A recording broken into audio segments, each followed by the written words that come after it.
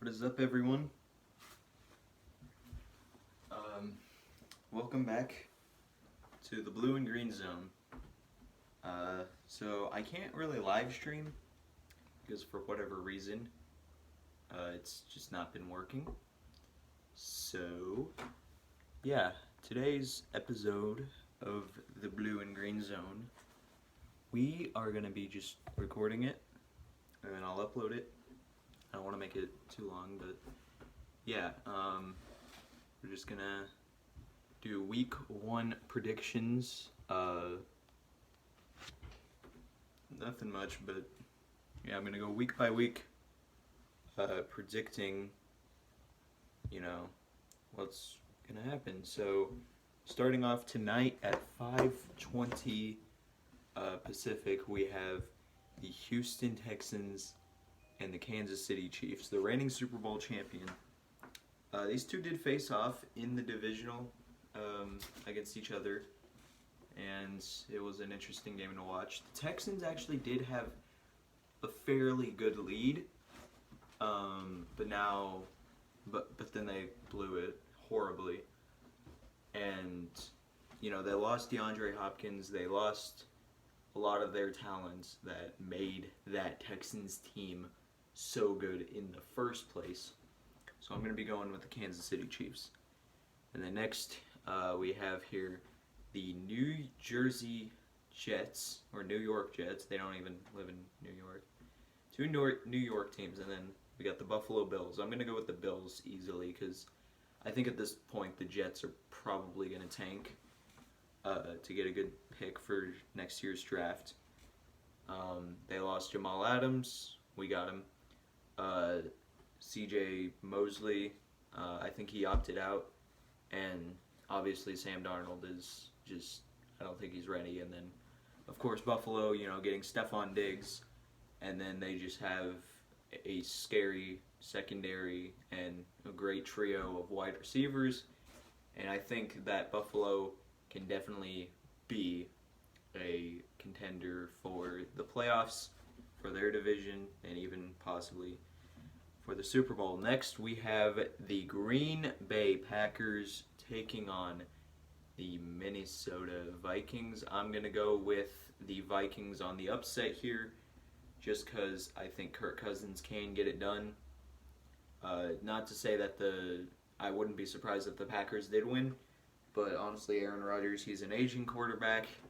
He's not as good as he used to. Their passing game probably won't be as good as it has been in other years.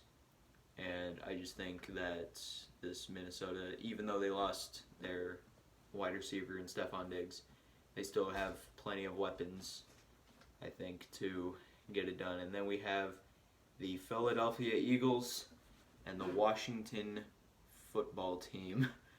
I cannot say that with a straight face. I'm going to go with the Eagles. Two teams that don't look too promising this year because, for one, the Eagles have a lot of injuries and a lot of opts, and it's just not looking good for them. But then, of course, you got the Washington football team.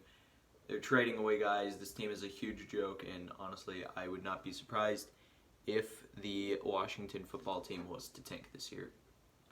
Next, we got the Cleveland Browns and the Baltimore Ravens. We did actually see the Browns earlier last season take a win, but I don't know. I think Lamar Jackson will have it, and I think that the Baltimore Ravens will come out on top. Next, we have the Indianapolis Colts and the Jacksonville Jaguars. I'm going to go with the Colts on this one because I've been hearing that the Jags are actually going to be tanking to get a good pick for next year's draft. Unlike all the other ones, this one is mostly confirmed.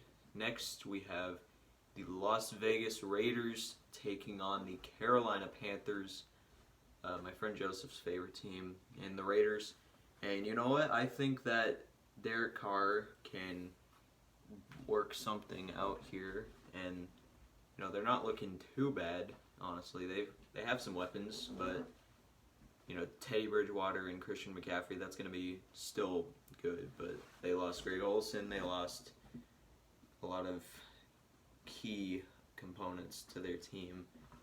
And the Panthers, they're just not looking too good. So I think the Vegas Raiders will come out on top with this one. Next, we got the Chicago Bears and the Detroit Lions. I'm going to go with the Lions on this one because the Bears, Mitch Trubisky is their starting quarterback. They did not start Nick Foles for whatever reason. And they're just, I don't think the Bears are going to do that good this season. Matthew Stafford has some weapons that he can throw to. And honestly, I think the Lions can do pretty decent for their game. And then next we have the Seattle Seahawks taking on the Atlanta 28-3 Falcons. I'm going to obviously go with the Seahawks, but it's just like Julio Jones and Matt Ryan they can't do it all the time. They've lost a lot of weapons in the offseason, and they're just... I don't think the Falcons are going to do that good this season, especially in a division with Brady, Breeze, and Bridgewater. I mean, it's not like the Panthers will do that good anyway, but still, it's just the Senior Bowl over there pretty much with Ryan. Well, he's not that old, but with Ryan, Breeze, and Brady, they're just a lot of old quarterbacks down in the NFC South. And then, of course, the Seahawks getting Jamal Adams, Greg Olsen, Chris Carson returning, Trey Flowers also returning, Rashad Penny also returning, and also signing Josh Gordon again, and DK Metcalf, Tyler Lockett, great wide receiver duo, and of course Russell Wilson. And then of course their secondary has improved with Quentin Dunbar, and of course Philip Dorsett in wide receiver as well there. And then of course we got the Griffins, and then Bobby Wagner, KJ Wright. Just an overall pretty good team, and I think that the Seahawks will get it done this season and in this game especially. Next, we have one of my most anticipated games that I actually want to watch. Too bad it's happening at the same time of the Seahawks. We have the Miami Dolphins and the New England Patriots. Now, I am tempted of watching every Patriots game just to watch them lose, because, my God, I hate the Patriots. And I don't know, because I don't think Cam Newton is going to be as good as Tom Brady or as good as a lot of quarterbacks. People are saying, oh, the Patriots are back in playoff contention. I would not be so quick to assume. And, of course, Dolphins getting Tua Tagovailoa something, tongue twister, tank for Tua. And then they have gotten a lot of weapons over the offseason, and honestly, the Dolphins can be a sleeper team. Unfortunately, I am saying that, but that is very true. And it's going to be interesting to see how the Dolphins can actually play this season and how they can do against the Patriots. Because the last time these two teams met was in New England, and where New England actually lost to the Dolphins. And this is in New England, so who knows? And the Patriots lost a lot of their defense, a lot of their offense. They've lost a lot of players. They've lost to trading, to opting out, to injury, and not too much of injury, but it's going to be interesting. I want the Dolphins to win, and I'm going to go with the Dolphins on the upset, but honestly, I would not be surprised if the Patriots came out with some magic. And then next we have the Los Angeles Chargers. No one watches them, no fans. And then we have the Cincinnati Bengals. It's going to be an interesting game to watch here. Two just newly drafted quarterbacks. Unless, I don't know. But yeah, there's Justin Herbert for the Chargers, and then of course Joe Burrow over on the Bengals side. I'm going to go with the Chargers though, because I think it's going to take some getting used to with the Bengals. And of course, they're still the Bengals. Joe Burrow, just one quarterback, is not going to make their entire season. Next, we have the Arizona Cardinals and the San Francisco 49ers, or the 40-Winers. I want the Cardinals to win very badly because, even though they're our division rival, obviously, I just want them to win solely for the fact that I want the Niners to lose here, because that would already put us at an advantage. And I do have faith in the Cardinals. DeAndre Hopkins, Larry Fitzgerald, Kyler Murray, and that team is just, they've been making some great moves. They can be in playoff contention.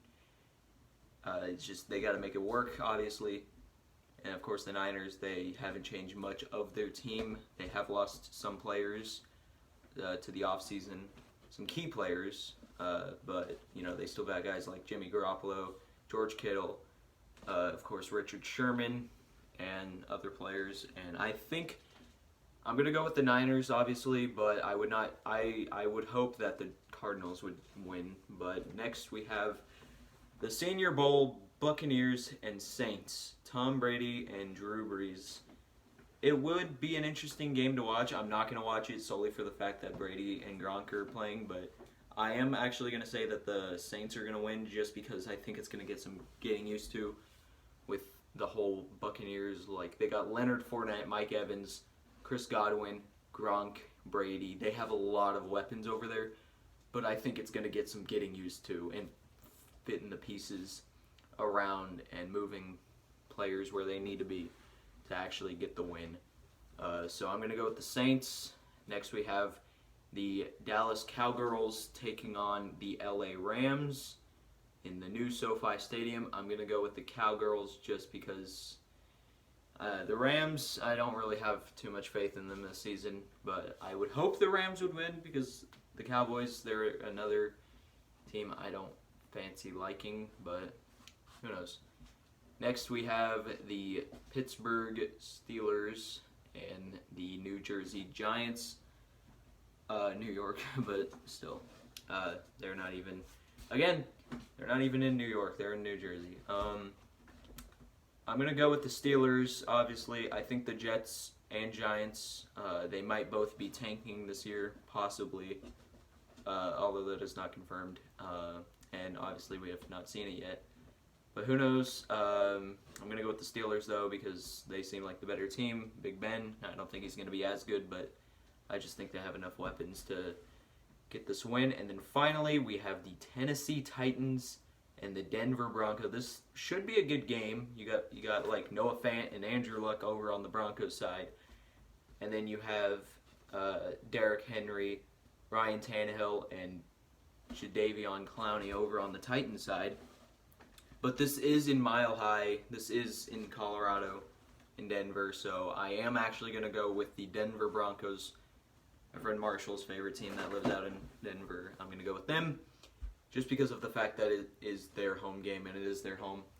And I don't think the Titans, I don't know.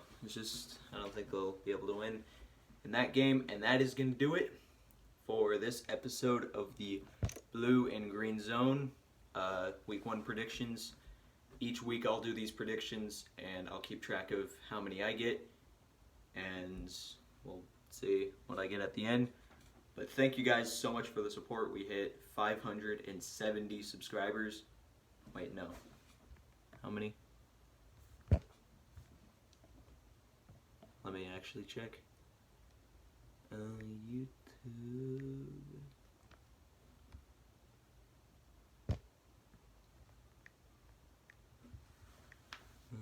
Okay.